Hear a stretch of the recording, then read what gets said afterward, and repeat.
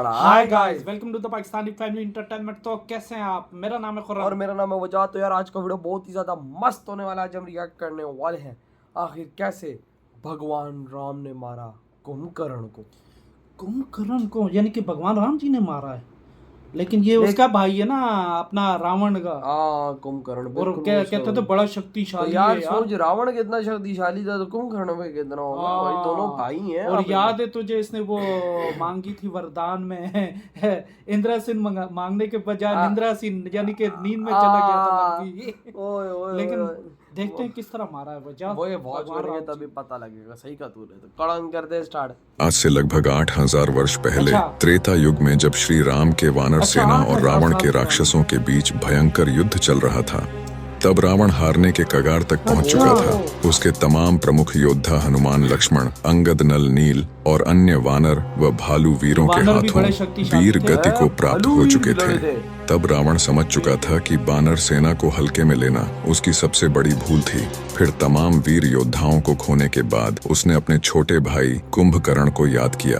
पर उस समय कुंभकर्ण अपने गहरे निद्रा में डूबा हुआ था, इसको वो क्योंकि जिस समय वह वरदान ब्रह्मा जी मांगते की थे। तपस्या कर रहा था, तब तपस्या पूर्ण होने पर वह ब्रह्मा जी से इंद्रासन मांगने की जगह गलती से निंद्रासन मांग बैठा, जिसके बाद ब्रह्मा जी ने उसे खुशी खुशी वर्ष में 6 महीने सोने का वरदान दे दिया। दरअसल ब्रह्मा जी से वरदान मांगते वक्त देवी सरस्वती ने कुंभकर्ण के दिमाग को हर लिया था, जिसके कारण वह वरदान मांगते वक्त गलती कर बैठा। इसके अलावा भी कुंभकर्ण को भगवान शिव और ब्रह्मा जी से तमाम सिद्धियां और वरदान प्राप्त थे। वह एक बेहद शक्तिशाली योद्धा था, जिसने कि कई देवताओं को पहले भी युद्ध में परास्त किया था। इसके बाद रावण के तमाम सैनिक लग गए कुंभकर्ण को बीच निद्रा से जगाने। फिर काफी समय बाद जब उसने अपनी निद्रा तोड़ी तो वह काफी क्रोधित हुआ और उसने समय से पहले जगाने का कारण भी पूछा, जिसके बाद रावण सामने आया और कुंभकर्ण को सारी बात बताई। जिसके बाद कुंभकर्ण रावण से काफी रुष्ट हुआ और रावण को खरी खोटी सुना दी। जिसके बाद रावण ने भी कुंभकर्ण को भाई होने की दुहाई दी। जिसके बाद कुंभकर्ण ने भी भाई होने के नाते रावण का साथ देने का निश्चय किया और रणभूमि में कूद पड़ा। फिर इतने बड़े और विशालकाय राक्षस को देख वानरों और भालुओं की सेना में भगदड़ मच गई। कुंभकर्ण को आता देख सभी दुम दबाकर भागने लगे। फिर वानर सेनापति अंगद ने वानर और भालू सेना को काफी तंज कसा और उन्हें रणभूमि से पीठ दिखाकर न भागने की सलाह दे दी। जिसके बाद वानर व भालू सेना में काफी उत्साह भर गया और वे कुंभकर्ण के सामने युद्ध के लिए खड़े हो गए। फिर कुंभकर्ण रणभूमि में आते आते ही वानरों और भालुओं को अपने पैरों तले रोंदना शुरू कर दिया। उन्हें बुरी तरह से मारने लगा। कितनों को उसने अपने हाथों से मसल कर रख दिया और कितनों को तो उसने अपने दांतों तले चबा लिया। फिर यह देख वानरों के राजा सुग्रीव समेत अंगद और तमाम प्रमुख वानर सैनिक जैसे नल, नील, मैदा, द्विविद इत्यादि कुंभकर्ण पे टूट पड़े, पर कुंभकर्ण को कुछ खास क्षति न पहुंचा सके। कुंभकर्ण ने उन्हें एक ही झटके में काफी दूर फेंक दिया। इसके बाद कुंभकर्ण वानर और भालुओं की सेना पे हंसने लगा और उन्हें कायर बताना शुरू कर दिया। जिसके बाद उसके सामने रक्षराज यानी कि भालुओं के राजा जामवंत जी आ खड़े हुए और फिर उन्होंने हवा में उछलते हुए कुंभकर्ण के चेहरे पर सिर्फ एक मुक्का लगा दिया, जिससे कि कुंभकर्ण जमीन में गिर पड़ा। पर कुछ समय बाद कुंभकर्ण वापस से खड़ा हो गया और उसने वानर और रक्ष सेना पे दोबारा से हमला करना शुरू कर दिया। जिसके बाद जामवंत जी ने हनुमान जी को याद किया। इसके बाद फिर हनुमान जी कुंभकर्ण के सामने आ खड़े हुए और उन्होंने भी अपना आकार कुंभकर्ण के इतना ही विशालकाय बना लिया और फिर कुंभकर्ण के ऊपर टूट पड़े। हनुमान जी ने कुंभकर्ण के ऊपर मुक्कों की बरसात करनी शुरू कर दी, जिससे कि कुंभकर्ण जमीन में गिर पड़ा और बुरी तरह से घायल हो गया।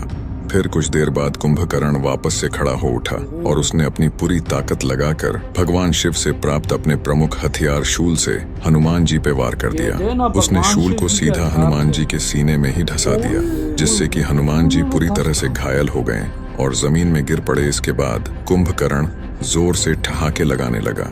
यह देख लक्ष्मण जी आग बबूला हो गए और वे तीर कमान लेकर सीधा कुंभकर्ण के सामने खड़े हो गए और कुंभकर्ण को युद्ध के लिए ललकारने लगे। जिसके बाद कुंभकर्ण ने दोबारा से ठहाके लगाना शुरू कर दिया और कहा कि अभी तुम बच्चे हो, तुमसे युद्ध कर मैं अपना समय बर्बाद नहीं करना चाहता।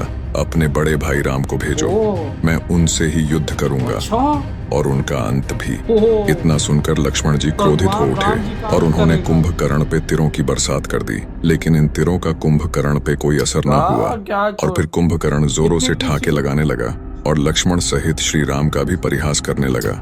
जिसके बाद हनुमान जी को होश आया। फिर उन्होंने अपने सीने में धसे शूल को बाहर निकाला और उसे तोड़ दिया और फिर दोबारा से कुंभकर्ण पे टूट पड़े।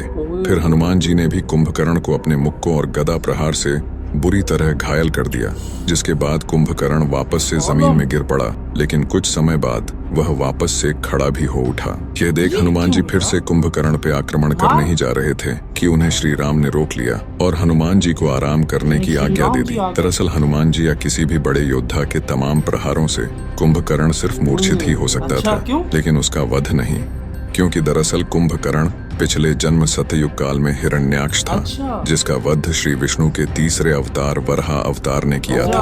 और ठीक इसी प्रकार उसके दूसरे जन्म में भी उसका वध श्री विष्णु अवतार के हाथों ही होना निश्चित था और यह बात श्री राम भली भांति जानते थे। फिर यहाँ कुंभकर्ण वानरों और भालुओं की सेना को कुचलने में पूरी तरह से जुटा ही था कि श्री राम वहां आ गए और फिर कुंभकर्ण का ध्यान अपनी ओर खींच लिया।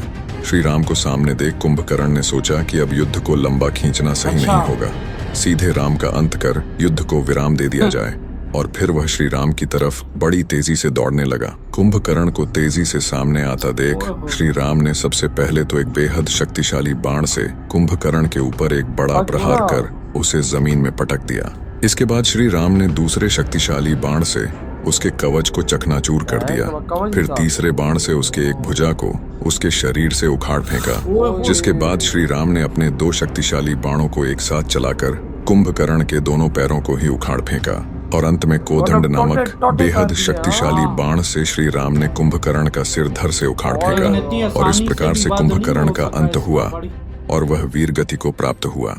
इसके बाद पूरे वानर और भालुओं की सेना में खुशहाली दौड़ पड़ी, क्योंकि उन्होंने एक बहुत बड़ी जीत जो हासिल की थी। तो ये था हनुमान जी के साथ कुंभकर्ण की। ओए ओए ओए भाई मैं तो पता क्या आगे रख दिया यार। मैं तो कुंभकर्ण के इस हाइट और रूप पे सामने उनके वानर और भालू की सेना कीड़े मकोड़े और वो भाग उठे भाई साहब, जैसे भाई साहब कुंभकर्ण मैदान में आया। क्या वाकई उनकी कुंभकर्ण की बॉडी ऐसी थी, इतने हाइट और इतने लंबे और इतने मोटे। भाई वो मुझे भी कुछ लग रहा है कोई होगे, मेरे ख्याल से 30-40 फुट का तो होगा, मेरे आराम से होगा, शायद इससे भी बड़ा हो, क्योंकि सामने बिल्कुल उनकी सेना और तीर जो इतने बड़े बड़े, वो भी तीर उनके सामने, वो तो उनसे कुछ कर ही नहीं सकते भाई उनका। और भाई साहब हनुमान जी ने अपना रूप उठा लिया, उनके साथ भिड़े, लेकिन जब उन्होंने शिव जी से वो जो वरदान में वो लिया था हथियार, वो चला दिया तो यार ये वाकई भगवान हनुमान जी जख्मी हुए थे, क्योंकि जिस तरह वीडियो में बताया गया। फिर देखना, फिर उसके बावजूद भी कोशिश उन्होंने की, लेकिन क्योंकि मौत उनके हाथों नहीं हो सकती, उनके हाथों मौत लिखी भी नहीं थी, तो भाई किधर से वो मार सकते हैं भाई। फिर वो भाई साहब भगवान राम जी के भाई ने भी अच्छी लड़ाई लड़ी, उन्होंने भी भाई कोशिश की, लेकिन वही बात है कि उनके मार नहीं सकते, सिर्फ जख्मी करके उनको कर सकते। लेकिन जब भगवान राम जी आए, जब उन्होंने पहला तीर चलाया, वो गिरा, फिर भगवान राम जी ने तीर चलाया, उसका कवच ध्वस्त किया, फिर जब तीसरा चलाया हाथ अलग, धड़ से अलग, फिर जब अगला चलाया तो पाँव अलग, फिर अगला चलाया तो गर्दन अलग, मतलब टोटे कर दिया था भगवान राम जी ने। कैसे फिर भगवान राम जी को पता था कि इसको मैं ही मार सकता हूँ। और सबसे बड़ी बात, कुंभकर्ण शक्तिशाली कितना था, मैं कहता हूँ कि मेरे ख्याल से अबे भाई देवताओं को भी हराया हुआ है इसने यार। उस टाइम मेरे ख्याल से जब मैदान में आया इसने हजारों लाखों की सेना को उड़ाया होगा आराम से, क्योंकि एक पाँव के नीचे इसके सैकड़ों बंदा आया होगा। क्या भाई वाकया, मजा आ गया, स्वाद आ गया ये श्री यार आज जानकर। कसम से। आपकी क्या थॉट है? 3 वीडियो तुम कर देते।